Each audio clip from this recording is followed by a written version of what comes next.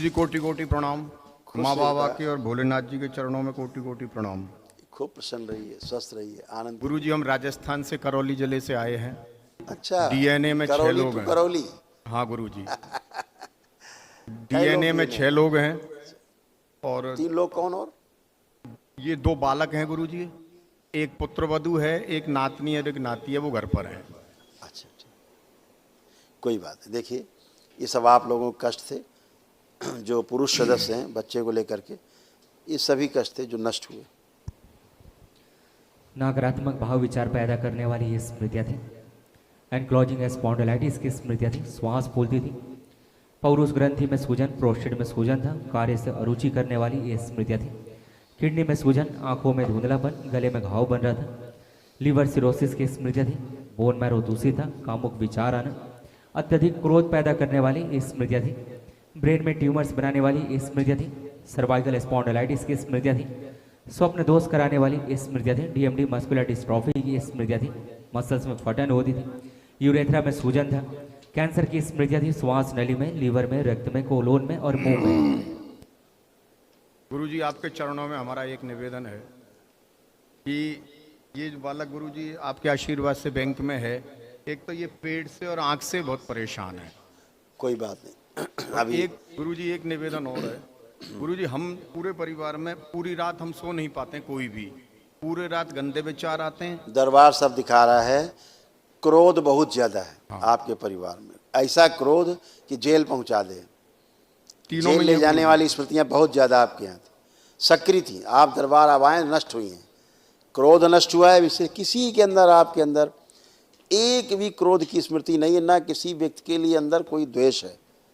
देख के बता सकते हैं, किसी के लिए कोई क्रोध आ रहा हो, नफरत हो रही हो, घृणा हो रही, तो बता सकते हैं आप हमसे। अभी भी कुछ हो रहा है किसी के लिए?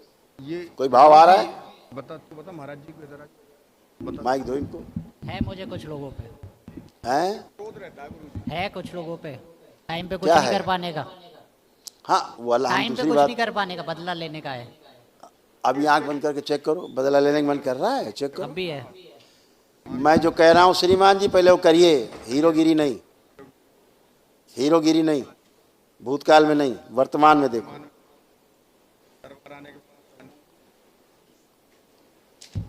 कोई है गंदा विचार? नहीं है।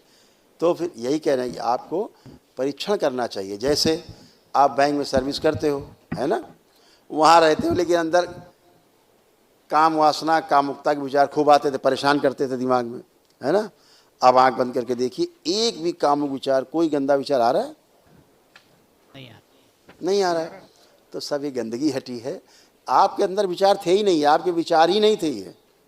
ये सब बाहरी गंदगी, बाहरी स्मृतियाँ जो आच्छादित हो जाती हैं मेदस में, और आपको ऐसा सोचने के लिए बाध्य कर देते। आप सोचते हो मेरे अंदर ऐसे विचार क्यों आते हैं? आते थे। अभी सब गंदगी नष्ट हो गई, सब बाहरी स्मृतियाँ नष्ट हो गई, है ना। खुश रहो। एक निवेदन हो गुरुजी, एक लास्ट निवेदन ये हाँ, आपके चरणों बोलिए, में। बोलिए। गुरुजी हम धंधा पानी भी करते हैं, लेकिन गुरुजी हमारी तरक्की बिल्कुल माइनस में है। जब इतने पितरों को आप इकट्ठा करके रखेंगे, तो ये सब देखते रहे क्या हाल बना रखा है। सबसे बड़ा धन स्वास्थ्य है। अगर स्वास्थ्य अच्छा नहीं तो आप रुपया और लोहे के पैसे रख के क्या करेंगे? कागज़ के रुपए रख के, उसका तो कोई मूल्य नहीं। वो तो माना की है, हैं? कल रात में खड़े होकर कोई कह देगा कल से नहीं चलेगा 100 का नोट, तो आप कूड़ा हो गया। मान्यता के आधार में चलता है सब। तो आप स्वस्थ रहें, सबसे बड़ी संपदा स्वास्थ्य है। आप सब स्वस्थ होकर खड़े, एक गंदा विचार किसी के अंदर शेष नहीं, कोई गंदगी नहीं। क्यों? कि पितरों की मुक्ति हुई है, पितृ स्मृतियाँ नष्ट हुई, यानी कि पितृदोष नष्ट हुए, काल सर्वदोष नष्ट हुए, ग्रह नक्षत्र भी संतुलित हुए। इसलिए आप आनंद में खड़े हैं, बिना कष्ट के खड़े हैं। ना कोई क्रोध है, ना भय है, ना लालच है ना।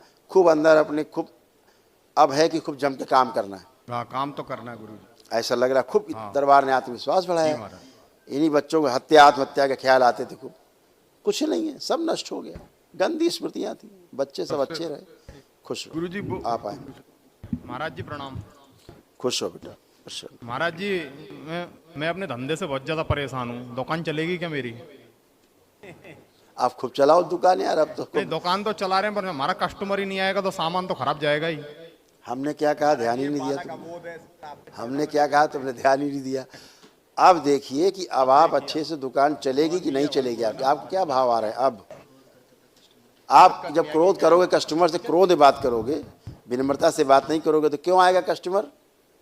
अभी हमने आपको क्या बताया कि आपके परिवार में जो सबसे बड़ी समस्या थी, क्रोध नाक पे रखा रहता था। सामने आदमी कितना खुशहाल आवे, आपका क्रोध है प्रकट होता। ये आपकी स्मृति नहीं थी, पितरों की थी, उनके कारण आप परेशान थे सभी हैं। अब आपको कोई क्रोध है अंदर, लग रहा है किसी के प्रति क्रोध नहीं है, नहीं है, क्योंकि दरबार ने आप सबका क्रोध छीन लिया है। अब आपको क्या लग रहा है, आप दुकान अच्छे चला पाएंगे, लोगों से अच्छे से बात कर पाएंगे कि नहीं, अपने लोगों से, कस्टमर से अच्छे से प्रेम से अब बात कर पाएंगे कि नहीं, क्या लग रहा है। लग रहा है हाँ, नहीं, 90% पहले भी अच्छी बातें करते थे महाराज। आपको ऐसा लगता था, आपको ऐसा लगता था, 90% सामने वाले को व्यवहार आपका पसंद नहीं था। महाराज जी वीडियो देखकर हम आपके दरबार में आए हैं। 1-1.5 साल से देख रहा हूँ मैं, ये ने तो नहीं देखा महाराज जी, आपके चरणों में निवेदन है। ये पर तो मैं जड़ 1.5 होते साल से जा देख रहे, रहा हूँ। जैसे पेड़ नहीं, पेड़ होता पेड़, ऐसे होते जा रहे थे जड़, बुद्धि 1.5 जड़। साल से मैं तो महाराज जी, मेरा मन ये कह रहा था कि महाराज जी के चरणों में ही मुक्ति है हमारी। ये दोनों ही दरबार नहीं आना चाहते थे, इनकी बुद्धि में जड़ थी ना, जड़। हाँ गंदगी तो क्या चाहती थी कि ये ना पहुंचे दरबार। हाँ, ये नहीं आ रहे थे, ये ना तो ये बिल्कुल भी नहीं, आ रहे दोनों नहीं, दोनों नहीं, दोनों नहीं। पर ये लेकिन तो पता नहीं कैसे, आपके अच्छे कर्म, इन बच्चों के अच्छे कर्म, पता नहीं कि आप कैसे दरबार महाराज जी, पहुंच गए। आपका आशीर्वाद हो गया, भोलेनाथ जी कृपा नहीं, ये तो बिल्कुल ही नहीं आ रहे थे। कल महाहवन करिए, दरबार की ओर से निःशुल्क, तीनों लोग संकल्प में रहेंगे, ठीक है। खुश रहिए, प्रसन्न रहिए।